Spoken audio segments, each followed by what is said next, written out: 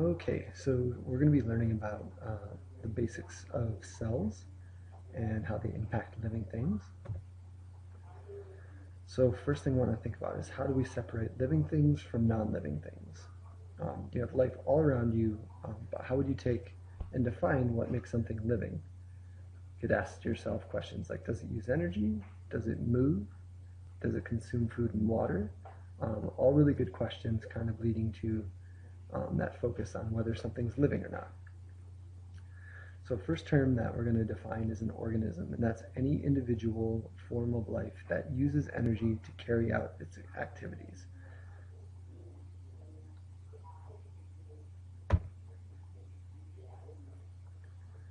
So all living things, there's these six main things that all living things will have. They're going to be made up of cells, so their basic building block, if they were Legos, their basic building block would be a cell, is kind of like a Lego for an organism. They respond in some way to their environment. They have the ability to reproduce. They can grow and develop and perform metabolic processes. So they use energy in some way. And they have some form of movement.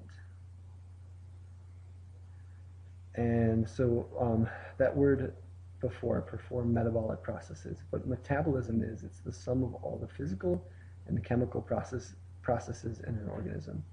And if we think about that in more simple terms, sometimes you might say, someone might tell you to eat food all throughout the day because it's going to boost your metabolism. Your metabolism is your body burning energy or getting energy from food that it can use to perform things like running and sprinting and jumping. So let's start to think about organization then of living things. So an organism's body must be organized to meet its needs. We have some very simple organisms. You have bacteria, archaea. Archaea is a really simple type of bacteria that lives in hot springs and things. And protists. A lot of protists are just single-celled organisms. And then you have some organisms that are more complex. You have different tissues and tissues that combine together to form different organs, all performing different functions within that living thing. Some examples, you have humans, dogs, and fish. Oak trees and mushrooms are more complex. So what do all these organisms need to live? So they all need energy. They need the materials to that they can kind of, if it's a human, you would build bones out of it or skin, and you need space to live in. All the energy originates from the sun. So if it's a plant, its original energy came from the sun. For you and me, our energy originally came from the sun, and it was passed on to, maybe it was passed on to a cow, and then we ate a burger, and the energy from the sun was in the cow, and then the energy from that cow was in the burger that we ate. Some organisms use this energy directly, and that would be a tree or a plant in the process called photosynthesis. And then others harness this energy by eating food. So some basic materials that all organisms need to live are carbon dioxide, oxygen, nitrogen, and water. And if you're a plant, you'd be using carbon dioxide and getting rid of oxygen. And if you're an animal, you're using oxygen, so you're breathing oxygen in, and you're breathing out carbon dioxide. The basic building block we said before was a cell. It's the smallest unit of any living thing. If an organism is unicellular, meaning meaning one, and cellular, meaning made of cells, all the functions that need to happen within one cell, so that the organisms are just one cell big. If an organism is multicellular, that means it's got different cells with different jobs that all work together. So if you could kind of go through your body and pull out different cells, you could pull out a brain cell or a nerve cell, and those are going to look different than a skin cell or a bone cell. They're going to look a little bit different, and they're going to form a different function for your body, and they're going to do something completely unique. How did we even ever figure out the idea of cells? It didn't happen until the 1660s, so for all of human life, people had maybe had the thought of what is more simple than, or what is maybe your skin made of, or what is this tree made of.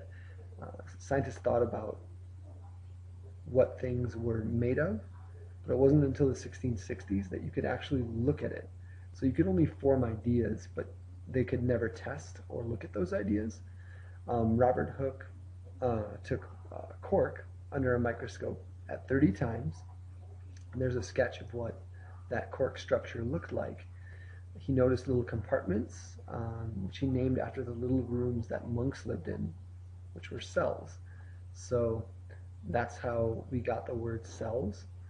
And then 10 years later, it's kind of cool if you look at like microscope technology was kind of like cell phone technology. That microscope that was 30 times, 10 years later got 10 times more powerful.